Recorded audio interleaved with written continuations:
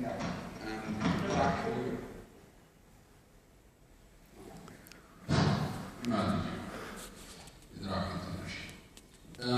What goes into my mind is the contractual, legal, and financial liabilities that are being transferred from the developer, the contractor, to these entities, so-called entities, under the umbrella of owners association.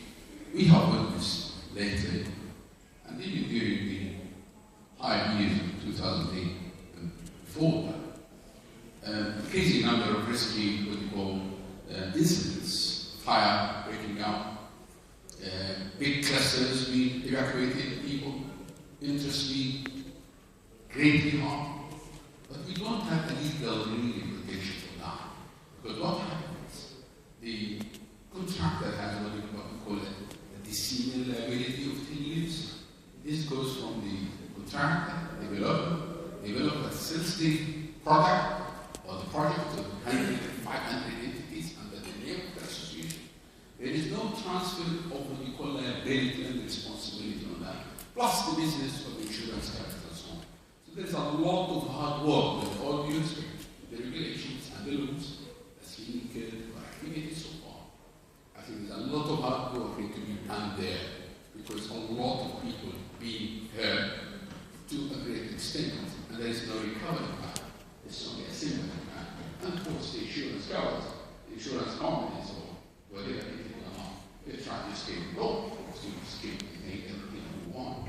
So, what's your insights into this? I mean, can we be Okay, great. Thank you for the question. Now, I'm going to ask Mohammed, I'm going to assign the legal to you. Now, first, the owner association was performed, as far as I know, it's after 2008. Before that, there were no protections whatsoever on the owner. The developer was the king of collecting money that he wants. Now, we were talking before this lecture, so we were talking about sometimes, the square foot, it hits 50 dirham per square feet. So there you go. You purchase an apartment for 1 million dirham, for example, and you pay maintenance fees for 55 dirhams, 55,000 a year, meaning probably like you're renting on this. Now, this is no more longer. Now, the first year is going to be on the contractor, on the contractor, which will be guaranteed. After that, you must, by the law, you must perform an owner association. And the owner association, they have a lot of stuff. We used to teach that before. There's no time to explain it. They will perform a property committee, board of directors, and they have. That's why I said here, I want a management for the owner association. And I meant that from experience. Why is that? If I was elected and I don't know anything about real estate, and I am now from the owner association, my basic rules is just to go and do the outsourced contract for the maintenance.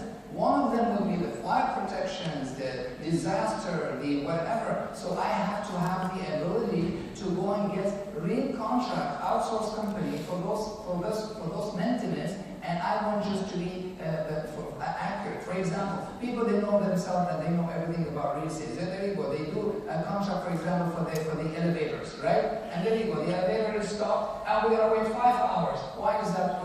He tells you did not put this in my contract. So, you know what? It is your responsibility, for example, as the owner association, so one who's responsible, just to know how to do the contract. So get help from lawyers just to tell you there's something called emergency. When that elevator, for example, is stopped, they must come to me within 60 minutes. If they fail to do so, I'm going to impose some money on it. So again, that's why I call it, personally, you have to learn the alphabet of a real estate. Alphabet of real estate is not only managing, the watchman could do that, but if a professional property manager, he has to know whatever I said today and put them all together in a scientific way in order to do that. So probably the legal side, my colleagues will answer that. Go ahead. Can I just clarify here?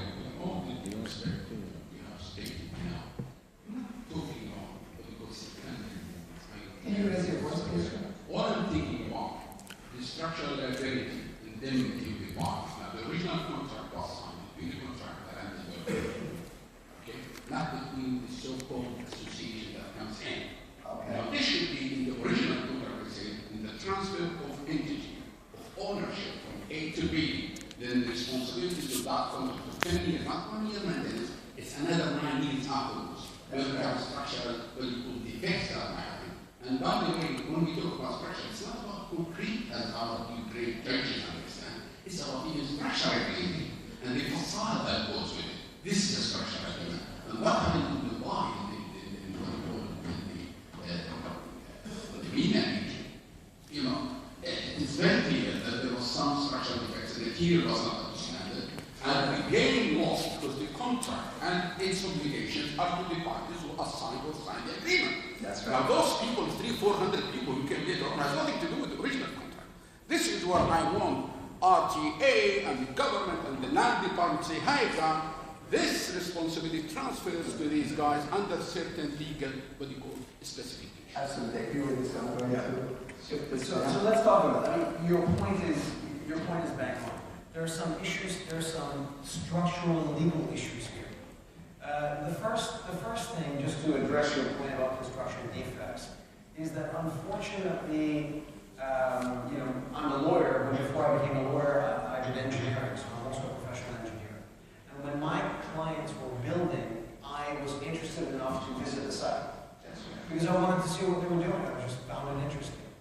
And I visited sites now that are completed, and I see construction defects.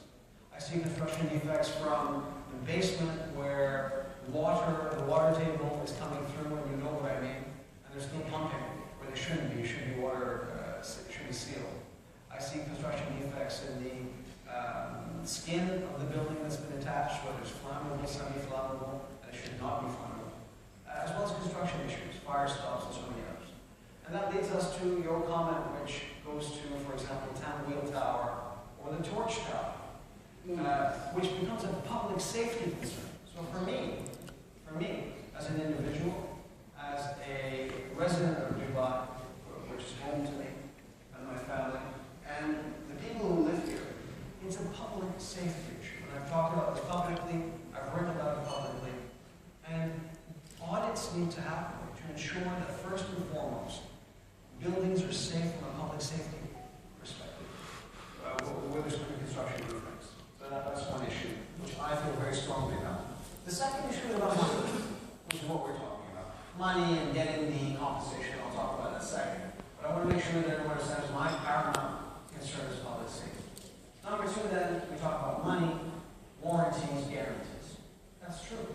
When you draft a contract should say the warranty is to the U.A.E. and not to the developer, because eventually it passes to the U.A.E. However, I'll tell you this, if I was going to court, if I was going to arbitration, I could probably safely make that argument. I can make that.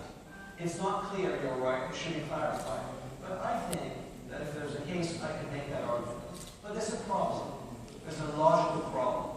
The logical problem now is that the jointly owned property law, which I talked about, which some of you know about, is not really implementing and creating owners associations.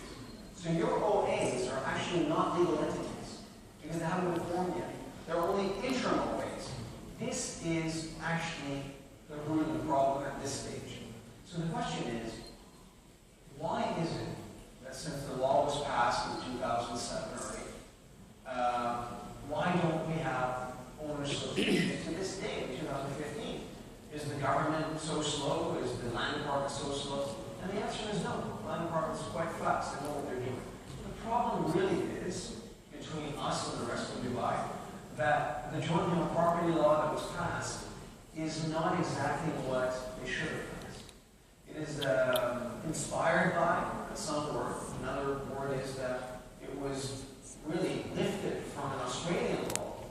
And Australian laws don't apply to the Middle East. I mean, this is, I agree with you 100%. That's the point, yeah. You need to cater draft. Absolutely. We want laws, sorry to interrupt, we want laws just to be ideal to our area, to our mentality, to our culture. And that's what's missing. And that's why I called here one, I said official protections. That's what I meant exactly. So I want to feel very comfortable in order just to go and invest in real estate. So I want really good protection. So it's not enough just to copy from the Australian law, which is, he got a very, very good point. That's the owner association was copied from the Australian law. But anyway, they're still working on that. They're not bad on doing this. But this is complicated issues anyway. Yeah, changes are coming. So that's part of the issue. Okay, so we were saying that everybody's hungry, so sorry, we were just hoping just to have more.